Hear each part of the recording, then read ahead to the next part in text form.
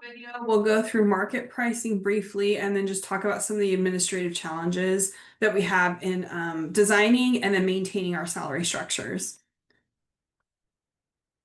So as we mentioned, market pricing is using information from your competitors to price different jobs within your organization. You usually have benchmark jobs that you're market pricing. If your organization is small enough, it's very possible to get market pricing for all of your jobs, but it's also very common in organizations that there are so many jobs that don't have a specific job description that matches competitors' jobs, that it can be hard to market price every single job. Um, about 80% of organizations use market pricing as their primary method. This has gone up substantially from when I was in college, and it's increasing today. Part of it is you can just see from the chapters we've covered in the last few weeks, doing a job analysis on jobs and then a job evaluation and having to update that regularly is just a lot of work. And the bigger your organization is, the more work it is. And so a lot of places will just go to market pricing because it saves them all that time. It saves them all of the money for the job analysis. And then a lot of jobs, you may have to use market pricing anyway because you have to be competitive with your industry. And so even if you do a job evaluation, it may be that there's some jobs where market pricing changes where those jobs are in your hierarchy, or at least in terms of compensation. And so just using market pricing for all of your jobs, or at least as your primary method, just makes that easier to figure out what that hierarchy is going to look like and then to justify it based on market prices. A lot of the drivers for moving to market pricing as a primary method for figuring out um, pay is the need for flexibility, as jobs are changing very quickly, but also because the market for some jobs is changing very quickly, where pay is increasing much faster than cost of living or other factors for other kinds of jobs. It could be critical for talent management, especially again if you have professionals or people in your organization where the skills that they're bringing, the knowledge, skills, and abilities are not something that organization can teach them or train them on, and also that they're highly desired within the industry so that other companies may be paying more for those than you would if you were not using market pricing. And then there may be just competitive pressures. How do you keep your human capital essentially? The people who help you do the work, the core work of your organization, how do you keep them when competitors want to take those people away because they might be the best in the industry at the jobs they're doing? So our market pricing process, we'll collect our market pay data again from an organization that collects this data from lots of different organizations in an industry or industries. We analyze and adjust our data when we get it because it's usually already old. It's usually several months old when we get it. So we have to adjust for cost of living, for example, or inflation changes that may have happened in the time since the data was collected and the time that we actually got it. We then apply that market pricing to our internal jobs. It would be applied for the benchmark jobs that you've used for your market pricing. You may just use the market price for those jobs, but there are going to be lots of jobs that you use the benchmark job as kind of the benchmark for that job group or job family. Then you're then going to have to figure out what your price or what your pay is for each of those jobs based on the benchmark market price for the benchmark job. So that can take a little while, but it's pretty easy once you have the market pricing. If you already knew which jobs went with which benchmark job, that makes it easy then to kind of apply that market pricing across the board. And then you create your structure based on your market values from all of the information that you have. There are a lot of challenges to market pricing, as you can imagine. You can have rates that are completely out of line in the sense of maybe you have your job evaluation created an internal hierarchy where I'm just going to make up an example. Maybe you have an engineer and your engineer is actually at the top of your hierarchy or one of the top jobs in the hierarchy, and then you have a project manager who's lower down in the hierarchy. But it's very possible that when you go to market price, when you get the market pricing information, that project managers, maybe there's a shortage of project managers or project managers who know engineering information, that there's such a need for those that the market pricing is higher for the project manager than it is for the engineer. That means that your market prices or the price theoretically, if you were going to use the market price to figure out your pay for your employees, is backwards from the way that you created the hierarchy in your organization when you did your job evaluation, so that your project manager may be getting paid more than your engineer, even though in your internal evaluation, your job evaluation, that engineer is worth more, valued more than the project manager is in your organization. There's also a lot of market volatility for a lot of different kinds of jobs. A really good recent example is AI. I don't know if you've seen some of the news on some of these organizations that are trying to hire people who have been working in AI for several years. And I think, was it Meta or Google, one of these bigger tech firms was willing to pay billions of dollars to AI experts or engineers who've been working at other organizations to try to pull them from their competitors. That is some market volatility. A lot of organizations would not be able to pay billions of dollars for someone who has an expertise in AI. And in fact, I think for almost all, if not all of those jobs, the billions for the pay didn't attract those people to come to those organizations. So pay clearly isn't the most important thing, but it also makes it a very volatile market for AI experts. There may be jobs with no market equivalent. That's why we have benchmark jobs, but you may have jobs in your organization that are so different from jobs in other organizations that it's not even clear what the benchmark job will be for those jobs because the knowledge, skills, or abilities is just very different.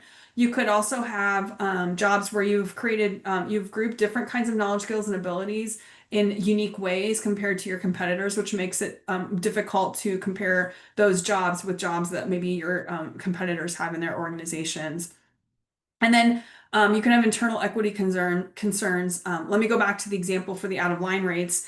If you have a project manager who's not getting paid more than an engineer, if the engineer finds out about this, they could be very upset to the point where they feel that this is unfair. And if they can't fix the situation or at least get a pay that they think is fair, they may leave the organization. And that may be a big problem for you, especially if you rated engineers or highly valued engineers in your job evaluation in your hierarchy, to be losing them because the market price is different for them than maybe the project managers.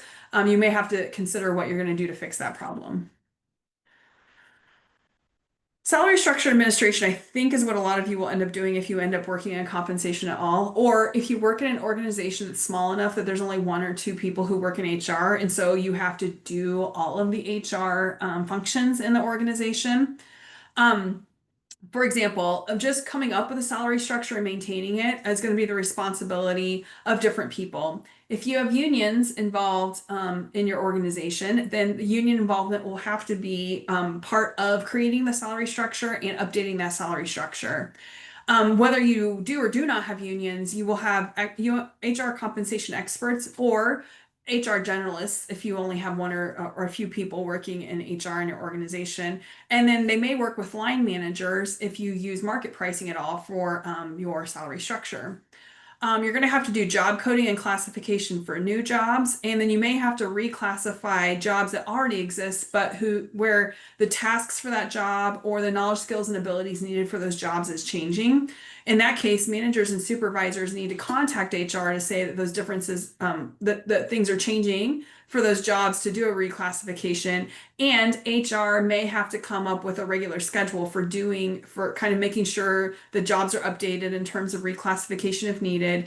And then may have a procedure for new jobs. How do we write up the job descriptions and do the job analysis for new jobs to put them into the job evaluation? And so we can figure out where they go in the hierarchy in our organization. And technological change has a really big impact on salary structures. So what a lot of organizations have started doing is doing broader job classifications. And this is where we're going to get into this in the next few weeks in this class. Instead of having job roles that are defined simply by the tasks that people do within those jobs, you can do other things like have people-based compensation or person-based compensation systems where you're actually paying people for their skills or competencies rather than the tasks they do in their job. Because you have these, you might be classifying people by their skills and competencies. You can have broader job classifications because you could have lots of people in different job roles who have very similar skills or competencies, or who are building new skills and competencies. And this could lead to less reclassification issues because you're no longer classifying your job or your hierarchy of jobs in your organization simply on the tasks and the jobs, but you're also or mainly basing your hierarchy potentially on things that people bring to the job, such as their skills and competencies. So, what do we have to do then if we have these salary structures and we have to maintain them over time?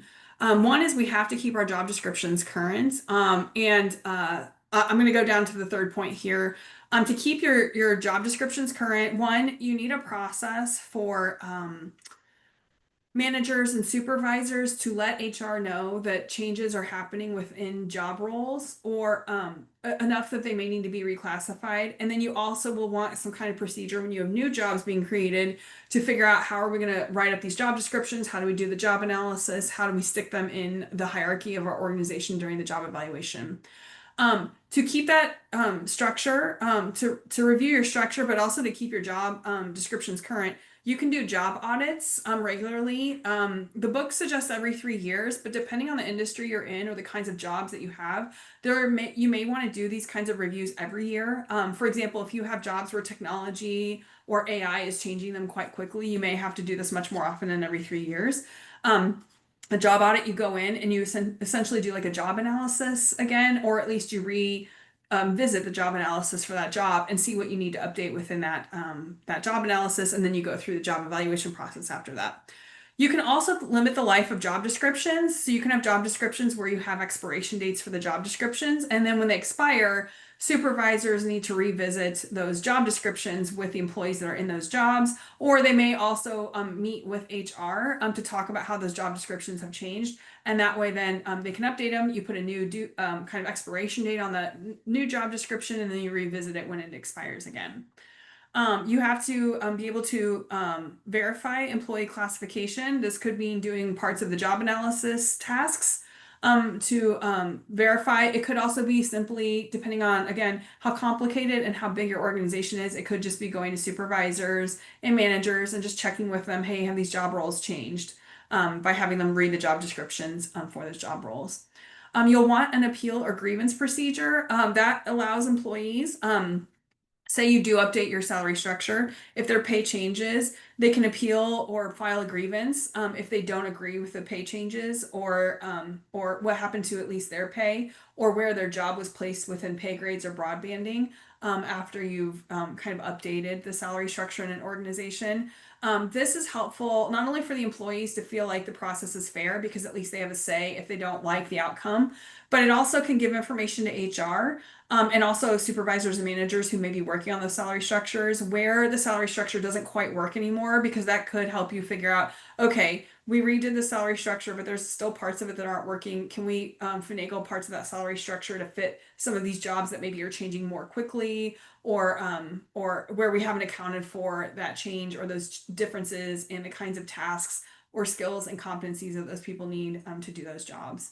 And then you'll want standard job titles as well, because that will not only help you with benchmarking jobs, but then it also helps you identify if jobs are changing very quickly, what kinds of jobs are changing. And by using those job titles, if you've standardized them, it's pretty easy to find what job titles are the ones that might be changing very quickly if you have to do some kind of review or reclassification of those jobs.